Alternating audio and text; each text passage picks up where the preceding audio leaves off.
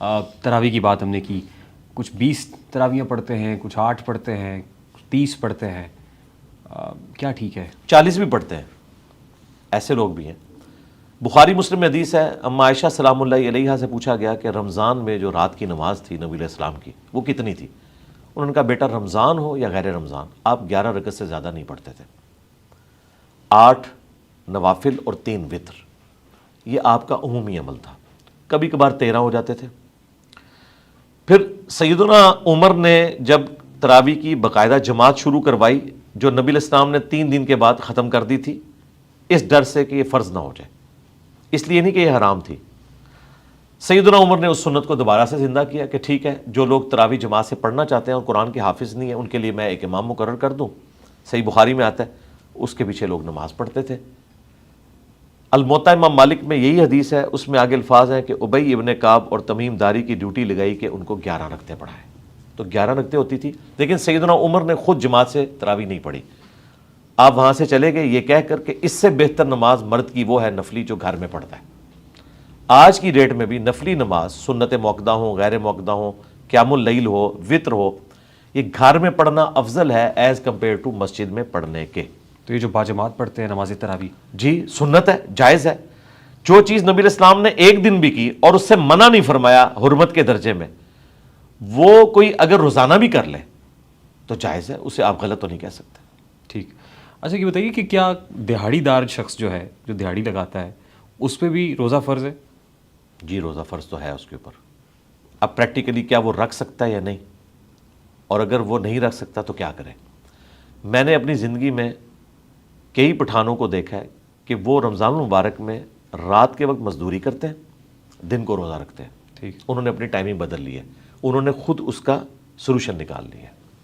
یہ سولوشن بھی پاسبل ہے، ہو سکتا ہے ہر ایک کے لیے پاسبل نہ ہو۔ اگر کوئی ایسا دہاڑی دار ہے کہ جس نے دن کے وقت ہی کام کرنا ہے، اسے رات کو کوئی اس طرح کا کام نہیں ملتا، تو اس کے لیے ہمارے پاس سولوشن یہ ہے کہ ہم ان لوگوں کو جو صاحب ثروت ہیں ریکویسٹ کرتے ہیں کہ آپ لوگ ان لوگوں کو اپنی زکوٰۃ میں سے دیں، یہ ڈیزرونگ ہے، 1 مہینے کا راشن ڈلوا دیں، ان کو آپ اتنا خرچہ دیں کہ وہ بغیر مزدوری کے 1 مہینہ گزار سکیں، تاکہ وہ روزے رکھیں، ان کو تو ثواب ہوگا، آپ کو بھی پیرلل میں ثواب ہوگا۔ اس کے علاوہ تو مجھے کوئی اور سولوشن نظر نہیں آتا، کیونکہ ہم ویلفیئر اسٹیٹ میں تو رہ نہیں رہے، ہم تو سیکورٹی اسٹیٹ میں رہ رہے ہیں۔ یہاں تو ہمارے سیکورٹی کے خرچے ہی پورے نہیں ہوتے، تو ویلفیئر اسٹیٹ کہاں سے بننی ہے؟ ورنہ اگر یہ ویلفیئر اسٹیٹ ہوتی تو ہم اسٹیٹ سے کہتے کہ ایٹ لیسٹ اگر اسلامک اسٹیٹ ہے تو اس کا کام ہے کہ 1 مہینے کی تنخواہ ان کو بھی دے دی جائے۔ پیکیجز جس طرح بے نظیر بھٹو کے نام کے اوپر ایک پروگرام شروع ہوا ہے، بڑا اچھا ایک پروگرام ہے، اس کے ذریعے غریب لوگوں تک پیسہ پہنچ رہا ہے، اس طرح کا کوئی سلسلہ کیا جائے۔ ادروائز یہ حقیقت ہے کہ ایک مزدور آدمی مزدوری کے ساتھ روزہ نہیں رکھ سکتا، اگر اس کی کوئی بھی ہیلپ نہیں کرتا تو ٹھیک ہے وہ مزدوری کرے، روزہ چھوڑ دے، اور اگر فدیہ دے سکتا ہے روزے کا 1 وقت کا کھانا ایک مسکین کو تو وہ دے لے، اور اگر وہ بھی نہیں دے سکتا تو ٹھیک ہے اللہ تعالیٰ کی طرف رجوع لائے، اللہ تعالیٰ گیون سرکمسٹانسز میں امید ہے اس کے ساتھ درگزر کا معاملہ فرمائے۔ ٹھیک ہے۔ جیسا کوئی پیشنٹ ہے ان پرٹیکولر ڈائبیٹک ہے، شوگر پیشنٹ ہے، اس کے لیے گنجائش ہے؟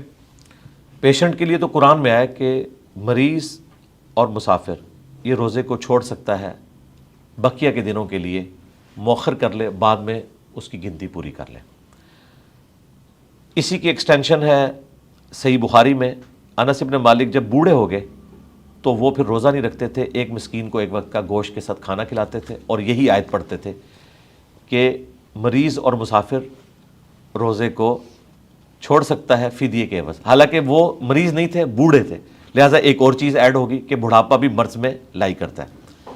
اسی کی مزید ایکسٹینشن جامع ترمذی اور ابو داؤد میں ہے کہ نبی علیہ السلام نے پریگننٹ عورت اور دودھ پلانے والی عورت کو بھی اپنے روزے مؤخر کرنے کی اجازت دی ہے، یعنی وہ بھی مریض کی کیٹیگری میں فال کرے گی، وہ بعد میں روزے رکھ سکتی ہے۔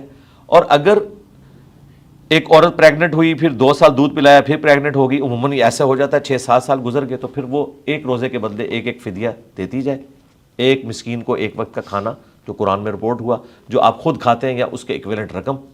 روزے رکھنے کی حاجت نہیں ہے جب تک کہ وہ نارمل کنڈیشن میں نہیں آ جاتی۔ رہے وہ مریض جس طرح کے شوگر کے مریض ہیں جو پرماننٹ مریض ہیں، جن کی صحت یابی کی اب امید ہی نہیں ہے، ظاہر ہے ان کا وہ پینکریاس ڈسٹرب ہو چکا ہے. انسولین لیتے ہیں، انجیکشن لیتے ہیں انسولین. ہاں اگر انسولین لے کر وہ اپنا مینٹین کر سکتے ہیں تو ٹھیک ہے، اپنے کھانے پینے کی ٹائمنگ کو اس طرح ایڈجسٹ کریں، وہ روزہ رکھ سکتے ہیں. نہیں لیکن انسولین کا انجیکشن ہوتا ہے، انجیکشن لگانے سے روزہ برقرار رہتا ہے؟ روزے کے دوران نہ لگائیں، سحری اور افطاری کو یوٹیلائز کریں. میرے اپنے سسر ہیں، ان کے ساتھ یہ مسئلہ ہے تو وہ روزے رکھ رہے ہیں. انجیکشن لگانے سے روزہ ٹوٹ جاتا ہے؟ ہاں، انجیکشن لگانے سے روزہ ٹوٹنے کے بارے میں دو رائے ہیں. چونکہ یہ قرآن و سنت میں واضح مسئلہ بیان نہیں ہوا. قرآن و سنت میں جو روزہ توڑنے والی چیزیں ہیں ان میں وہ چیز ہے جو آپ حلق کے ذریعے معدے تک پہنچاتے ہیں. اب یہ تو معدے تک حلق کے ذریعے نہیں پہنچتی، یہ یا گوشت میں لگتا ہے ٹیکا یا لگتا ہے کسی وین کے اندر. انسولین کا تو گوشت میں ہی لگتا ہے اور وہ خود بخود ورکنگ کرنا شروع کر دیتا ہے. تو گوشت والا جو ٹیکا ہے نا، اس کے بارے میں تو میجورٹی علماء کا یہ کہنا ہے کہ اس سے روزہ نہیں ٹوٹے گا، وین والے سے ٹوٹ جائے گا. جبکہ ہمارا موقف یہ ہے اس میں کہ چاہے وین والا ہو گوشت والا ہو، بخاری میں ابن عباس کا قول ہے کہ جسم میں کوئی چیز داخل کر دی جائے تو وہ روزہ توڑ دے گی اور نکالی جائے تو روزہ نہیں توڑے گی. احتیاط اسی میں ہے کہ ایسا شخص اس ایک روزے کی پھر قضا دے گا.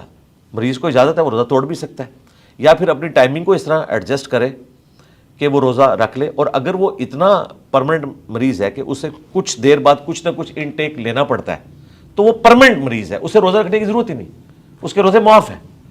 وہ اس کے بدلے فدیہ دے گا ایک وقت کا کھانا، اسے روزہ رکھنے کی ضرورت ہی نہیں جو پرماننٹ مریض ہے. ٹھیک.